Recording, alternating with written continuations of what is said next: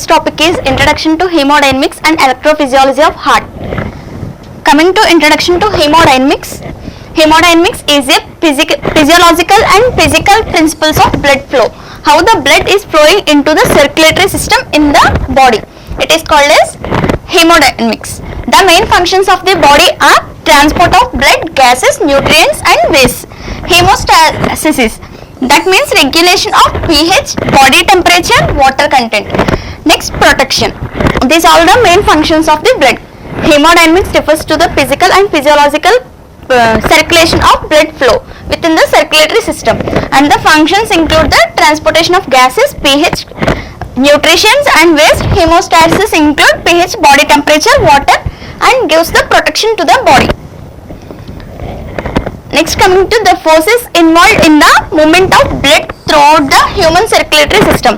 It includes mainly kinetic and potential energy provided by the cardiac pump. Next, gravity and the hydrostatic pressure. First, the kinetic and potential energy, it is mainly provided with the cardiac pump, how the blood is circulating into the heart. Next, it's gravity. Next, hydrostatic pressure, that means weight of the liquid acting on the unit area of the depth of the volume, and with that, along with that, any pressure acting on the surface of the liquid. It is called as forces involved in the hemodynamics. Next, coming to pressure gradient or difference between two any points. There is a difference between the pressure gradient of 2 points. A properties of blood itself affects its flow. That is viscosity. Higher viscosity is directly proportional to the higher pressure. Viscosity is directly proportional to the pressure. Next, inertial mass. Mass of an object is measured by the resistance to acceleration. First one is viscosity. Viscosity is directly proportional to the pressure. That means higher viscosity means higher pressure, lower viscosity means lower pressure. Next, coming to inertial mass. Mass of the fluid. Mass of an object measured by the resistance to acceleration. Next, coming to volume of blood. How the volume of blood is to be moved. Higher volume is minus higher pressure. Volume is minus to pressure. Next, coming to factors that affects the movement of blood through the vascular channels. It includes mainly size of the blood vessel, condition of the blood vessel, smoothness of the lumen. Size, condition and smoothness of lumen, elasticity of muscular layer, that is tunica media. There are 3 layers: tunica adventitia, tunica media and tunica layer. Here we are using elasticity of muscular layer in the tunica media. Next, destination of blood, that is vascular bed. Next, coming to pressure. Force per unit. Pressure is measured by force per unit area, that is newtons per meter. It is measured in the pascals, that is mmHg. Okay, pressure is mainly determined by the force per unit area. How much force it is flowing into the circulatory system, that is the pressure per unit area. That units is newtons per meter square, and coming to pascals and mmHg. Whereas coming to while we are determining the blood pressure with the help of sphygmomanometer, it is measured in the measures of mmHg. Like that, it is pressure is also determined by the mmHg. Next, flow rate. Amount of fluid passing a given point over a given period of time. How much amount of fluid is passing into a given point over a given period of time. That is flow rate. Next, viscosity. The internal friction between the adjacent layers of fluid. Is called viscosity. How much it is thickness. Thickness of the fluid we have to determine in the viscosity. Blood is 1.5 times as viscous as water, and its viscosity is viscosity. Next, coming to kinetic energy, active energy. Kinetic energy is nothing but active energy. The energy of motion as forward movement of the blood. It is transformed into potential energy. kinetic energy is transformed into potential energy in the forward movement of the blood. When it produces a lateral pressure or stretching of the vessel wall during systole. There is a two pressures are present, diastolic pressure and the systolic pressure. In the systolic pressure, it undergoes a potential energy by forward movement of the blood. Next, potential energy. We have completed flow rate, viscosity, kinetic energy. Next, potential energy. Potential energy is nothing but a stored energy which is stored within the circulatory system. Stored energy, it is converted back into the kinetic energy. Again, the potential energy is converted into the kinetic energy. Means it is a stored energy. Whenever it is necessary, it will released, and it is again converted into the kinetic energy and forwarded movement of the blood. It is transformed into the potential energy when produces a lateral pressure in the systole. Potential energy is a stored energy. It converted back into the kinetic energy when the arterial wall rebound during diastole. Here already I have said about two pressures, that is systolic pressure and the diastolic pressure. In case of kinetic energy, there is a systolic pressure is used. In case of potential energy, here diastolic pressure is used. And potential energy is again converted into the kinetic energy and releases into the blood. Next, cardiac output. Cardiac output is defined as the amount of flowing of blood from the heart from the left ventricle into aorta. Starting from the left ventricle and to the aorta, how the blood is flowing is known as cardiac output over a given period of time or in one heartbeat. In a overall heartbeat or in a single heartbeat. Next, cardiac output is equal to formula for cardiac output.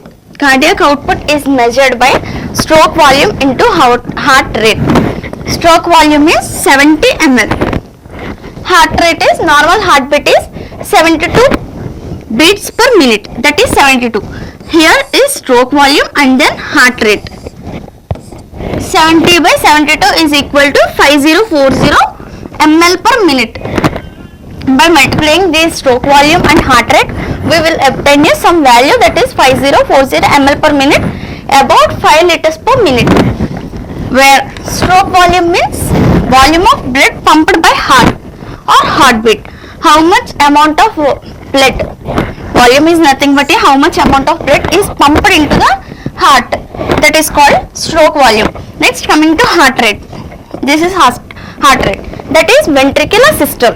Here we are taking ventricular systole per minute. It is called as a stroke volume by heart rate. Cardiac output is mainly measured by the stroke volume and heart rate. Stroke volume is 70 ml. That means volume of blood pumped to the heart. How much amount of blood pumped into the heart or heartbeat? That is 70 ml per minute. And how much heart rate? Heart rate is, normal heart rate is 72 beats per minute. It is the heart rate. When we are calculating the 70 and 72, we are obtaining some value, that is 5040 ml per minute, about 5 liters per minute, where stroke volume is the volume of blood pumped by the heartbeat. How much the blood is pumped to the heart, and heart rate is the ventricular systole, and it is also measured in the minutes. Next, it is mainly influenced by the blood pressure and the resistance. It is influenced by the BP and the resistance. BP is force of blood against vessel wall. How much amount of force of blood is undergoing against the vessel wall? That is under the BP. Increase with water reduction. Decrease amount of water. Water content in our body leads to BP. That is what? Increase with water retention. BP increases when the water retention is undergoes. Next, decrease with the dehydration hemorrhage. Dehydration means loss of water. Hemorrhage means decreased content of blood. Water content is decreased means what happened? Blood content is also, blood levels is also decreased. Here what happened? Then occurs BP. Force of blood against vessel wall is one of the condition to influenced by BP, and second condition is increase with water retention and decrease with dehydration hemorrhage. These 3 points undergo BP. Next, coming to resistance. Resistance is by viscosity, vigilance and vasodilation. These 3 undergo resistance. Next, coming to up to now we have discussed introduction to hemodynamics. Next, cardiac electrophysiology.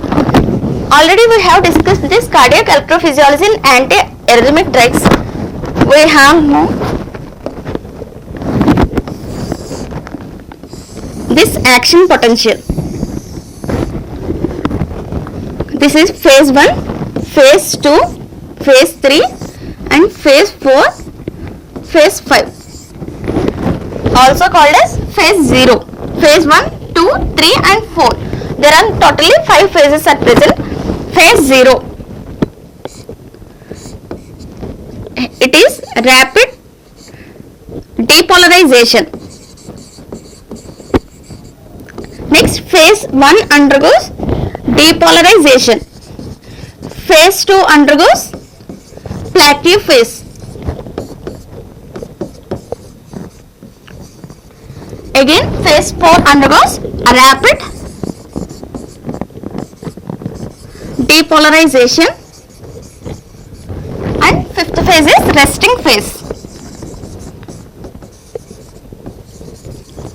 There are totally 5 phases at present.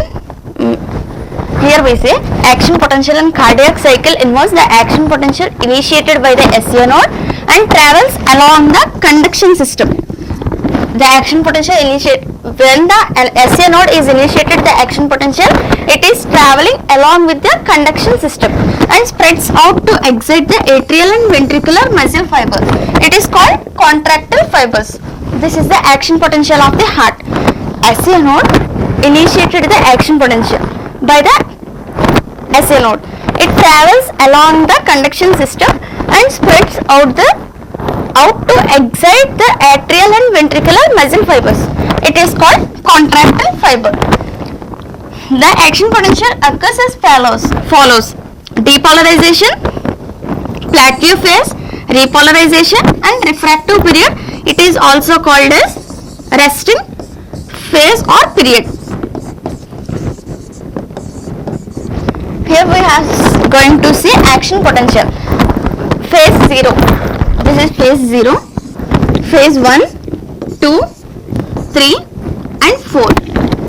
In phase 0, that is depolarization. Phase 1 is depolarization. Repolarization.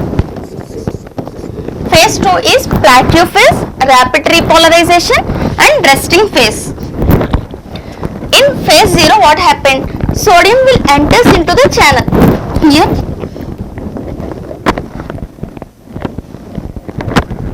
in phase 0, what happened? Sodium will enters into the channel.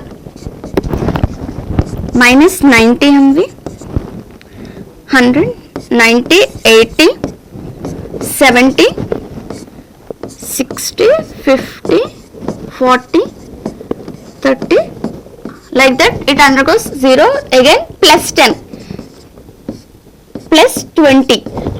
It undergoes like that, and it is measured in the MV. In the depolarization, what happens? Sodium will enters into the channel and it undergoes a slight curve.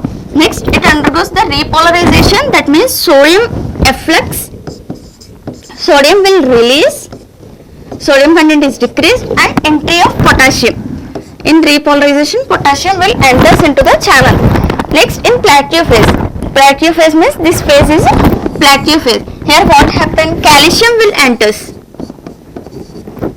In plateau phase, there is increased levels of calcium, and then rapid repolarization.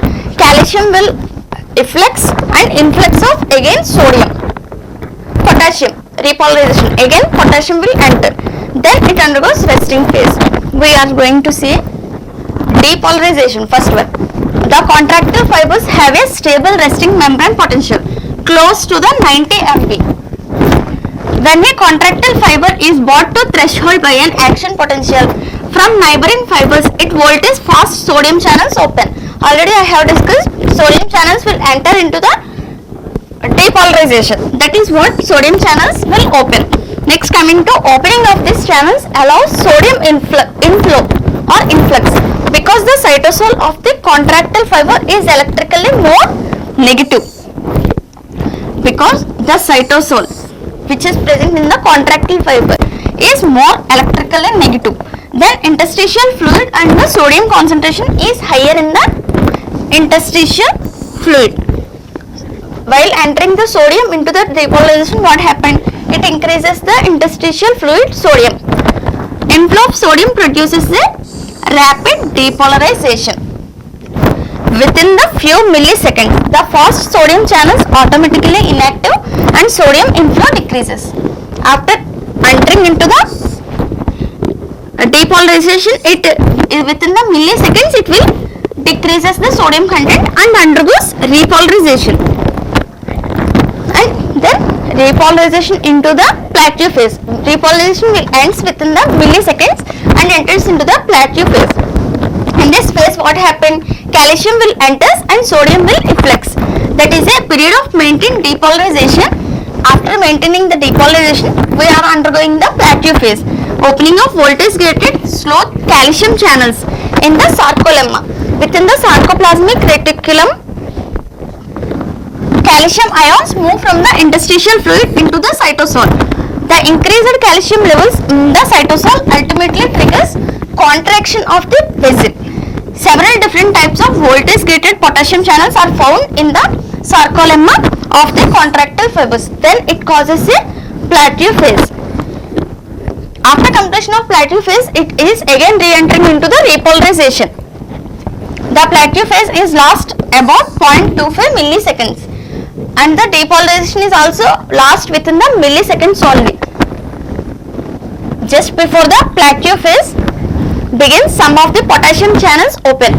Allowed potassium channels into and leave the contractile fibers. Next, therefore, depolarization is sustained during the plateau phase because calcium inflow just balancing potassium outflow. Inflow of sodium, inflow of calcium and outflow of potassium. This is the main mechanism of action for plateau phase. It lasts up to 0.25 milliseconds. Next, coming to repolarization, this is phase 3.